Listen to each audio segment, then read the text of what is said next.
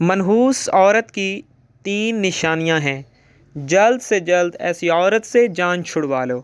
حضرت علی رضی اللہ تعالیٰ عنہ سے ایک شخص نے منحوس عورت کی نشانیوں کے بارے میں سوال کیا تو آپ رضی اللہ تعالیٰ عنہ نے کیا فرمایا، تو جاننے کے لیے اس ویڈیو کو آخر تک لازمی دیکھیے گا۔ بسم اللہ الرحمن الرحیم۔ محترم ناظرین، حضرت علی رضی اللہ تعالیٰ عنہ نے ارشاد فرمایا کہ منحوس عورت کے اندر یہ 3 نشانیاں ضرور ہوتی ہیں۔ اگر یہ 3 نشانیاں واضح نظر آنے لگ جائیں تو جلد سے جلد ایسی عورت سے جان چھڑوا لو۔ ناظرین، انسانی معاشرہ مرد اور عورت کے وجود سے تشکیل پاتا ہے۔ کسی بھی معاشرے کی ترقی اور فلاح صرف حضرات پر ہی منحصر نہیں ہوتی، بلکہ عورت بھی بحیثیت ایک فرد نہایت اہم کردار ادا کر دیتی ہے۔ یوں تو آج دنیا کی کوئی قوم اور کوئی مذہبی عورتوں کے مقام و حیثیت اور ان کے سماجی کردار کی اہمیت سے انکار نہیں کر سکتا، تاہم اسلام نے جس طرح سے عورت کے مقام و مرتبہ کو انسانی معاشرے میں بلند کیا ہے اور عورت کے ہمہ جہت کردار کو مذہبی، اخلاقی اور معاشرتی اور سماجی ہر اعتبار سے اہمیت سے امکنار کیا ہے، اس کی کوئی بھی مثال کسی بھی معاشرے میں دکھائی نہیں دیتی۔ اب یہ بات بھی اٹل حقیقت ہے کہ اسلام سے پہلے عورت نہایت ہی مظلوم اور معاشرتی اور سماجی اعتبار ایک ایسی زندگی گزارنے پر مجبور تھی جس میں عورت کی کوئی عزت اور اس کا کوئی احترام نہ تھا۔ عورت کے وجود کو قابل ذلت سمجھا جاتا تھا اور اسے تمام برائیوں کا سرچشمہ جانا جاتا تھا۔ اس کے بعد اسلام کی آمد عورت کے لیے غلامی، ذلت اور ظلم و استحصال کے بندھنوں سے آزادی کا پیغام تھی۔ اسلام نے ان رسوم کا قلعہ کر دیا جو عورت کے انسانی وقار کے منافی تھی، اور عورت کو وہ حقوق عطا کیے جس سے وہ معاشرے میں اس عزت و تکریم کی مستحق قرار پائی جس کے مستحق مرد ہیں۔ یہاں ہم اسلام کے قائم کردہ معاشرے میں عورت کی تکریم و منزلت کا جائزہ پیش کرتے ہیں۔ اللہ تعالیٰ نے تخلیق کے درجے میں عورت کو مرد ایک کے ساتھ ایک ہی مرتبہ میں رکھا ہے، اسی طرح انسانیت کی تکوین میں عورت مرد کے ساتھ ایک ہی مرتبہ میں ہے۔ ارشاد باری تعالیٰ ہے، اے لوگو اپنے رب سے ڈرو جس نے تمہیں ایک سے پیدا فرمایا، پھر اسی سے اس کا جوڑ پیدا فرمایا، پھر ان دونوں میں بکثرت مردوں اور عورتوں کی تخلیق کو پھیلا دیا۔ تو محترم ناظرین، اسلامی تعلیمات کے لحاظ سے عورتوں کا تو پہلا روپ ہی اس دنیا میں رحمت ہے۔ بیٹی بن کر پورے خاندان کے دلوں پر راج کرتی ہے، بہن بن کر بھائی کی سچی اور مخلص دوست اور ماں کا بازو بن جاتی ہے، اور جب بیوی بنتی ہے تو ہمیشہ ساتھ نبھانے والی اور ہر دکھ اور ہر سکھ کا ساتھی بن جاتی ہے۔ اللہ تعالیٰ اس کے رتبے کو اتنا بلند کر دیتا ہے کہ جنت کو اٹھا کر اس کے قدموں میں رکھ دیتا ہے۔ حضرت علی رضی اللہ تعالیٰ عنہ نے ارشاد فرمایا کہ مرد کی مردانگی کی سب سے عظیم اور بلند ترین صدا یہ ہے کہ کسی مرد کی وجہ سے کبھی بھی عورت کی آنکھوں میں آنسو نہ آئیں۔ ناظرین، جان لیجئے کہ کسی بھی معاشرے میں عورت کا فطری مقام اس کا گھر ہے جہاں وہ اپنی چھوٹی سی ریاست کی ملکہ ہے۔ اسلام نے عورت کو وہ مقام اور وہ مرتبہ عطا کر دیا ہے جو کسی دوسرے مذہب نے عورت کو عطا نہیں کیا۔ اسلام نے مرد کو عورت کا محافظ قرار دیا ہے، اور یہ ہمارا مذہب اسلام ہی ہے جس نے خاندانی رشتوں کی پہچان کرائی ہے۔ اسی ویڈیو میں عورت کی کچھ ایسی خوبیاں بیان کی جا رہی ہیں کہ جن سے عورت کا کردار مزید مزین ہوتا ہے، اور ساتھ ہی ساتھ عورت کی 3 ایسی غلطیوں کے بارے میں بھی بتایا جائے گا جن کے سبب عورت کو منحوس قرار دیا گیا ہے، اور یہ 3 غلطیاں جو بھی عورت کرتی ہے تو وہ منحوس عورت لاتی ہے۔ اس حوالے سے حضرت علی رضی اللہ تعالیٰ عنہ کا قول بھی آپ کو بتائیں گے کہ آپ رضی اللہ تعالیٰ عنہ نے اس بارے میں کیا ارشاد فرمایا ہے۔ ناظرین، تمام خواتین کو یہ بات ہمیشہ یاد رکھنی چاہیے کہ جب بھی عورتوں کی نیک خوبیوں کی بات ہوگی تو شوہر کی فرما برداری سہر فہرست ہوگی۔ قرآن پاک میں اللہ تبارک و تعالی ارشاد فرماتا ہے کہ عورتیں وہ ہیں جو فرما بردار ہیں اور خامد کی غیر موجودگی میں اپنے مال و آبرو کی حفاظت کرنے والی ہیں۔ ایک مرتبہ حضور کریم صلی اللہ علیہ وآلہ وسلم سے پوچھا گیا کہ بہترین عورت کون سی ہے، تو آپ صلی اللہ علیہ وآلہ وسلم نے ارشاد فرمایا کہ وہ عورت کہ جب اس کا خامد اس کی طرف دیکھے تو یہ اسے خوش کر دے، اور جب شوہر اسے کوئی حکم دے تو یہ اس کی اطاعت کرے، اور اپنے جان اور مال میں اپنے شوہر کا ناپسندیدہ کام بالکل نہ کرے اور اس کی مخالفت نہ کرے۔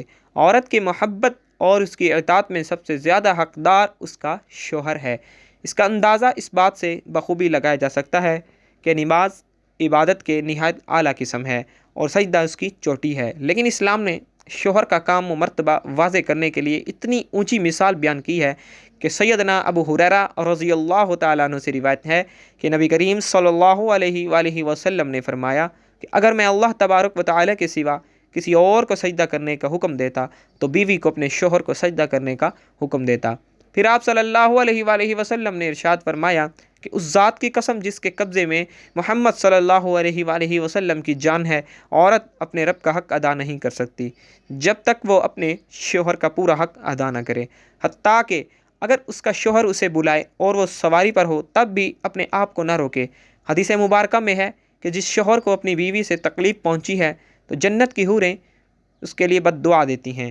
نیک عورت کی ایک خوبی ستر و حجاب کی مکمل پابندی کرنا بھی ہے۔ مسلمان عورت کے لیے پردہ کرنا اسلام کی خصوصیات اور اس کے محاسن میں سے ایک ہے۔ پردے میں مسلمان عورت کی عزت اور ناموس کی حفاظت ہے۔ پردہ ایک رحمت ہے۔ اسلام نے عورت کو انتہائی پیش و قیمتی متاع قرار دیا ہے، اس لیے اس کی حفاظت کا انتظام بھی کیا ہے۔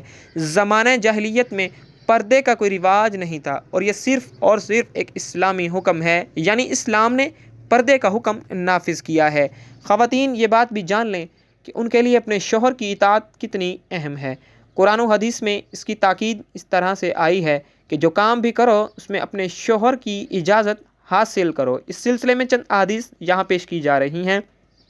نبی کریم صلی اللہ علیہ وآلہ وسلم نے ارشاد فرمایا کہ کوئی عورت اپنے شوہر کی موجودگی میں اس کی اجازت کے بغیر نفلی روزہ نہ رکھے۔ اس کے علاوہ بھی چند نیک خوبیوں کا ذکر کریں گے، لیکن پہلے آپ کو حضرت علی رضی اللہ تعالیٰ عنہ کے فرمان کے مطابق بتاتے ہیں کہ بدبخت اور منحوس عورت کی 3 نشانیاں کون کون سی ہیں۔ کہا جاتا ہے کہ ایک مرتبہ ایک شخص حضرت علی رضی اللہ تعالیٰ عنہ کے پاس آیا اور عرض کرنے لگا کہ یا علی رضی اللہ تعالیٰ عنہ، وہ کون سی عورت ہے جو گھر کے لیے منحوس ہوتی ہے؟ تو آپ رضی اللہ تعالیٰ عنہ نے فرمایا، اے اللہ کے بندے، اللہ تبارک و تعالیٰ نے کسی بھی انسان کو منحوس پیدا نہیں فرمایا، مگر افسوس کہ یہ انسان کے اعمال ہی ہوتے ہیں جو انسان کی زندگی کو پریشانیوں میں دھکیل دیتے ہیں۔ تو یہ شخص حضرت علی رضی اللہ تعالیٰ عنہ سے پوچھنے لگا کہ یا علی رضی اللہ تعالیٰ عنہ، وہ کون سا کام ہے؟ تو حضرت علی رضی اللہ تعالیٰ عنہ نے ارشاد فرمایا کہ گھر کے لیے وہ عورت پریشانی کا سبب بنتی ہے جس کی رگ رگ میں یہ 3 عیب پائے جاتے ہیں۔ پہلا یہ کہ وہ اپنے گھر والوں کی غیبت کرتی ہو اور ادھر کی بات ادھر پہنچاتی ہو، جب دوسرا یہ کہ وہ بار بار جھوٹ بولتی ہو۔ تیسرا عیب جو کسی عورت کو منحوس بنا دیتا ہے، نبی کریم صلی اللہ علیہ وسلم کے فرمان کے مطابق جو عورت اپنے شوہر کو بلانے پر اس کے پاس نہ جاتی ہو تو فرشتے آسمان پر ایسی عورت پر ملامت کرتے ہیں اور ایسی عورت گھر کے امن، چین اور سکون کے لیے منحوس ثابت ہوتی ہے۔ محترم ناظرین، جان لیجئے کہ یہ 3 عادتیں ہیں کہ جو کسی بھی عورت میں ہوں گی تو وہ اپنے ساتھ ساتھ اپنے گھر والوں کو بھی برباد کر دیتی ہے، اس کے گھر کی خوشحالی اور سکون کو بھی برباد کر دیتی ہے۔ یہ 3 کام یعنی غیبت کرنا، شوہر کی بات نہ ماننا اور جھوٹ بولنا، یہ 3 کام کسی بھی عورت کو ہرگز نہیں کرنے چاہیے، جبکہ ان 3 کاموں میں سے 2 کام ایسے ہیں کہ جو کہ عورتوں کے ساتھ ساتھ مردوں کو بھی نہیں کرنے چاہیے، یعنی غیبت کرنا اور جھوٹ بولنا، کیونکہ یہ بہت بڑا گناہ ہے۔ عورت کے لیے بھی یہ حکم ہے کہ وہ اپنے شوہر کی اجازت کے بغیر کسی کو بھی اپنے گھر میں داخل نہ ہونے دے، جیسا کہ نبی کریم صلی اللہ علیہ وآلہ وسلم کا ارشاد ہے کہ جب بھی کوئی مرد کسی اجنبی عورت کے ساتھ خلوت میں ہوتا ہے تو تیسرا ان کے ساتھ جو ہوتا ہے وہ شیطان ہوتا ہے۔ اس لیے عورت کو چاہیے وہ کسی مرد کو اجازت نہ دے کہ وہ اس کے شوہر کی غیر موجودگی میں گھر کے اندر داخل ہو، اور اس طرح سے ایک مسلمان مرد کو بھی چاہیے کہ کسی اجنبی اور غیر محرم عورت کے پاس اس کے شوہر کی غیر موجودگی میں نہ جائے، جیسا کہ نبی کریم صلی اللہ علیہ وآلہ وسلم کا ارشاد ہے، کوئی مرد کسی غیر محرم عورت کے ساتھ بغیر محرم کے تنہائی میں نہ ہو۔ اس طرح عورت کے لیے بھی ضروری ہے کہ وہ شوہر کی اجازت کے بغیر کسی غیر محرم سے بات نہ کرے۔ اس سلسلے میں ارشاد باری تعالی ہے کہ اے ازواج مطہرات، تم دیگر عورتوں کی طرح نہیں ہو، اگر تمہیں خوف ہے پس تم اپنی آواز میں لچک پیدا نہ کرو جس سے مریض دل انسان اپنے دل میں لالچ پیدا کر بیٹھے، اور بھلی اور درست بات کرو۔ معلوم ہوا کہ عورت کی آواز میں بھی پردہ ہے اور وہ ان شرائط کے ساتھ اجنبی مرد سے بات کر سکتی ہے۔ آواز میں لچک، شیرینی اور مٹھاس نہ ہو۔ نمبر 2، بقدر ضرورت بات کریں۔ نمبر 3، پردے میں رہ کر بات کریں۔ دعا ہے کہ اللہ تبارک و تعالی ہمیں دین اسلام کو درست طریقے سے سمجھنے اور اس پر عمل کرنے کی توفیق عطا فرمائے، آمین۔ ہمیں برے اعمال سے محفوظ فرمائے، آمین ثم آمین۔ ناظرین، یہ تھی ہماری آج کی معلوماتی ویڈیو۔ اگر پسند آئے تو لائک اور شیئر ضرور کیجیے گا اور ہمارے چینل کو ضرور سبسکرائب کر لیجیے گا۔ تمام احباب سے گزارش ہے کہ اللہ تعالیٰ کے 99 ناموں میں سے ایک نام کمنٹ باکس میں ضرور لکھیے گا۔